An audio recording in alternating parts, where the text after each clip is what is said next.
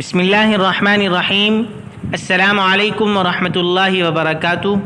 عزیز طلبہ کرام، میں آپ کو ایک بار پھر اقرا حفاظ آن لائن کلاسز میں خوش آمدید کہتا ہوں۔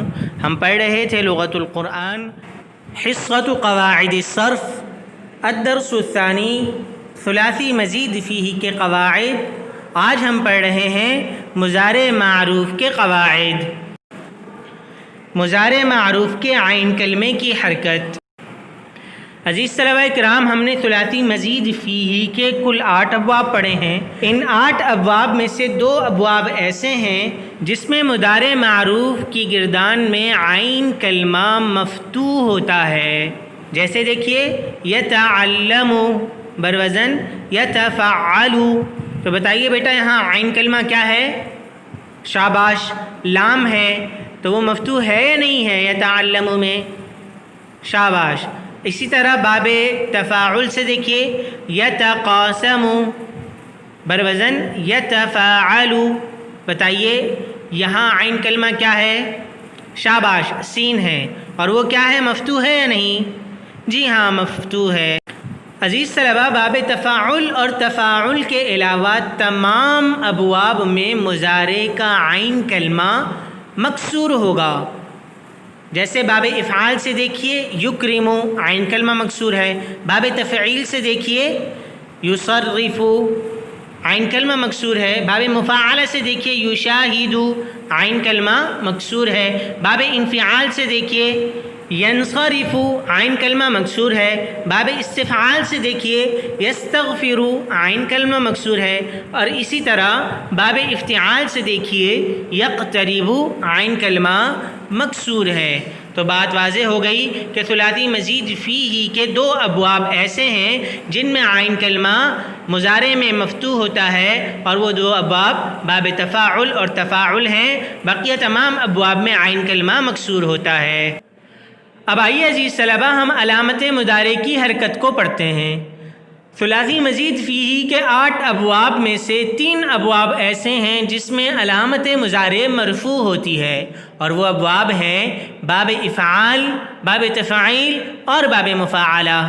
دیکھیے، جیسے باب افعال سے یکرم، علامت مضارع یا ہے اور وہ مرفوعہ ہے۔ اسی طرح باب تفعیل سے یصرف، علامت مضارع یا ہے اور وہ مرفوعہ ہے۔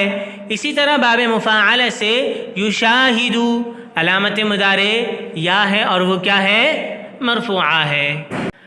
عزیز طلبہ، ثلاثی مزید فیہ کے بقیہ 5 ابواب میں علامت مضارع مفتوح ہوا کرتی ہے، اور وہ ابواب باب تفاعل، باب تفاعل، باب افتعال، باب انفعال اور باب استفعال ہیں۔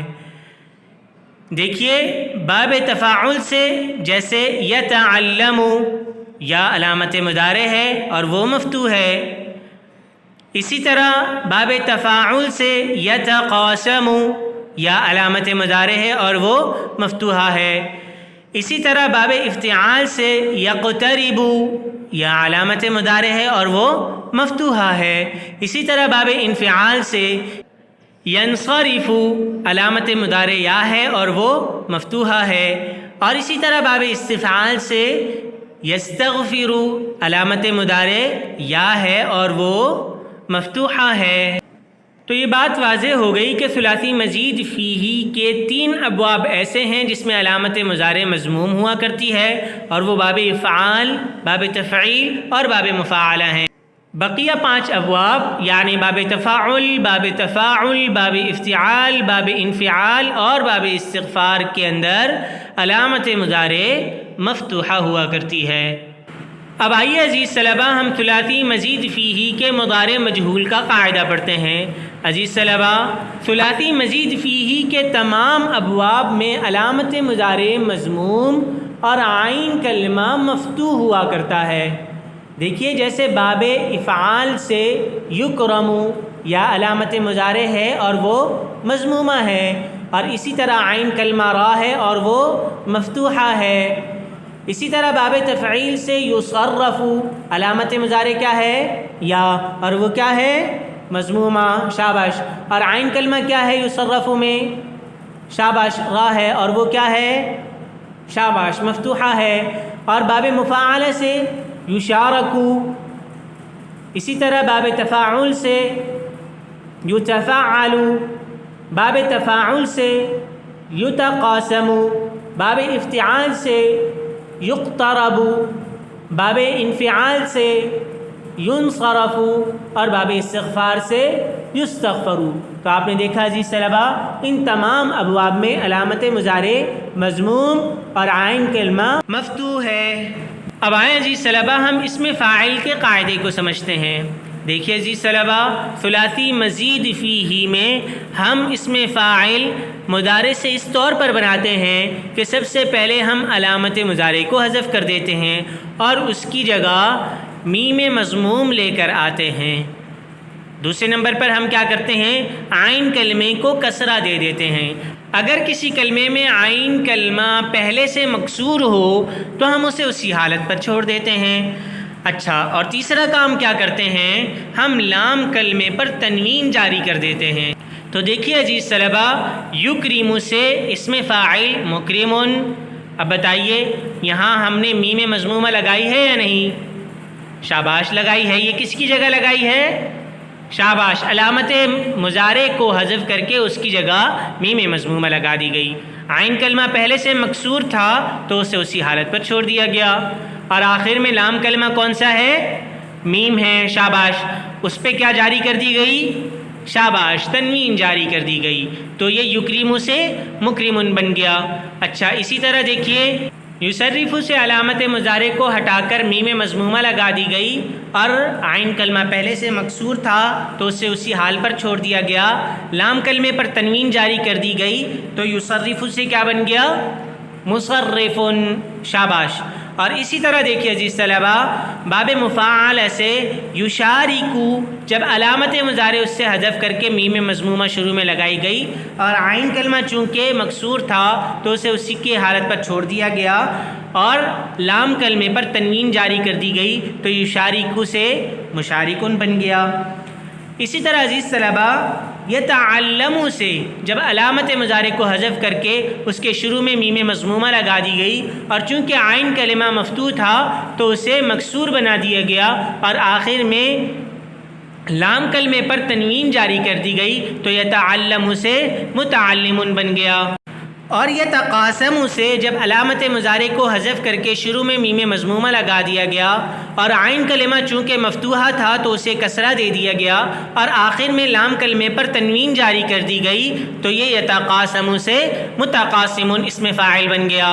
इसी तरह अज़ीज़ तलबा, यक़्तरिबु से मुक़्तरिबुन, यंसरिफु से मुनसरिफुन और यस्तग़फिरु से मुस्तग़फिरुन। तो अज़ीज़ तलबा, हमें ये बात अच्छी तरह से समझ में आ गई कि इसमें फ़ाइल सुलासी मज़ीद फ़ीही से इस तौर पर बनाया जाता है कि अलामत मुज़ारे को हज़फ करके उसकी जगह मीम मज़मूमा ले आई जाती है, आइन कलमे को मकसूर बना दिया जाता है। अगर पहले से आइन कलमा मकसूर हो तो उसे उसी हालत पर छोड़ दिया जाता है और लाम कलमे पर तनवीन जारी कर दी जाती है। अब आइए अजीज़ तलबा, इसके बाद हम इसमें मफ़ऊल का कायदा समझते हैं।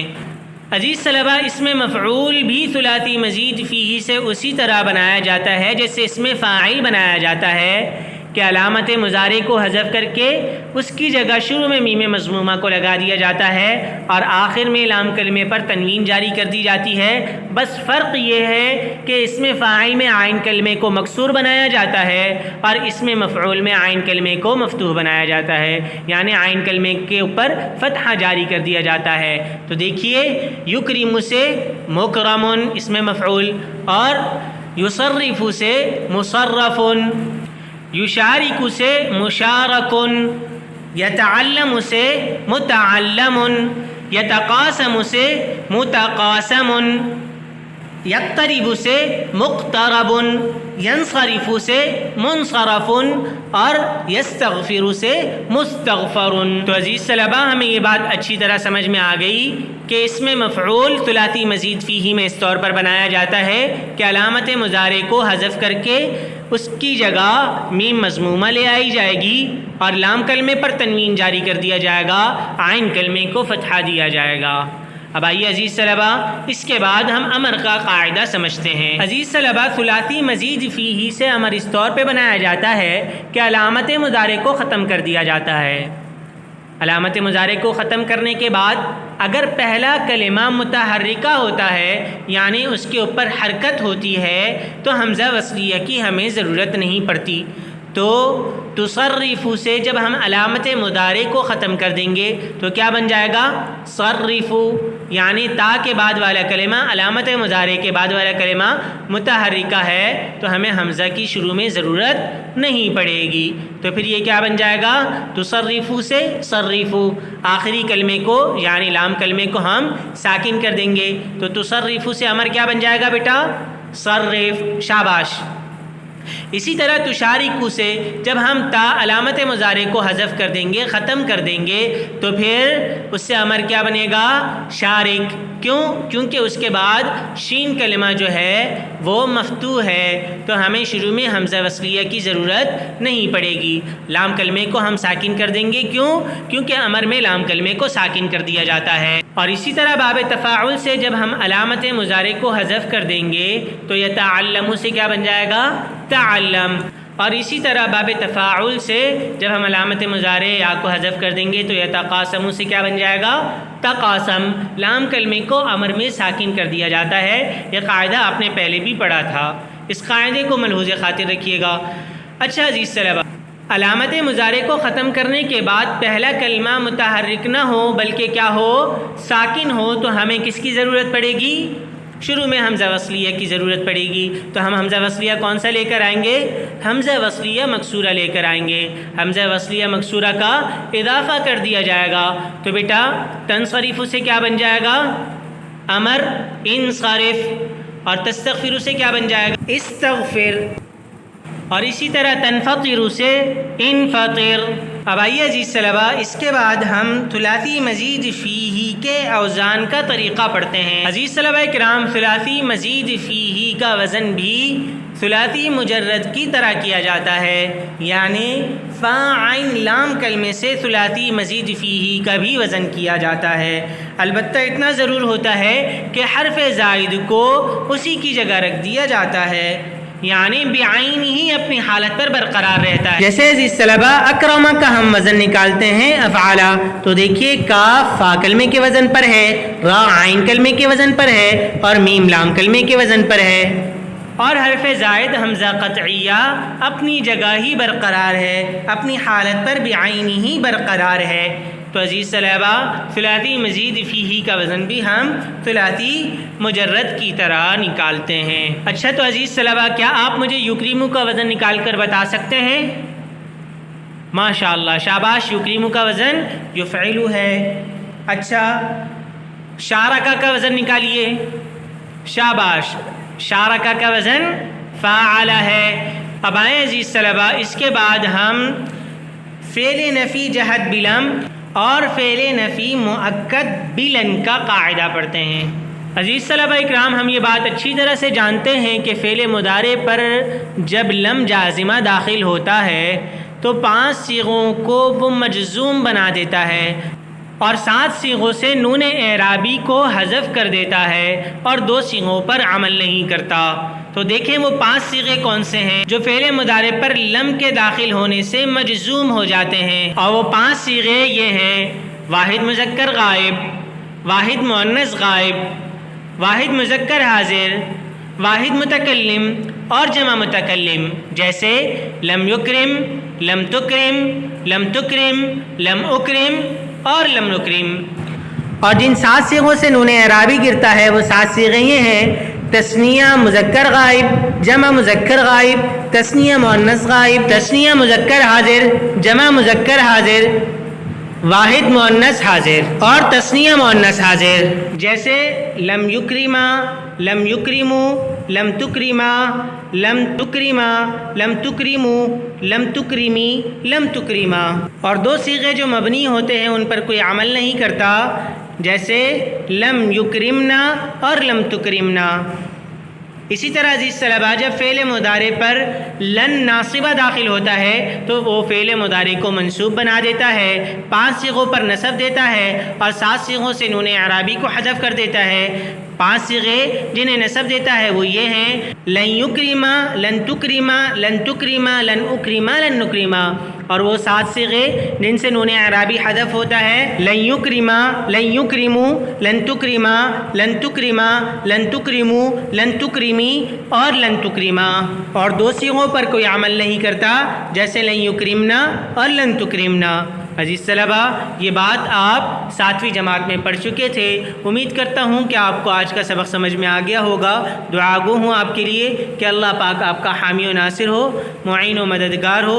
السلام علیکم ورحمۃ اللہ وبرکاتہ۔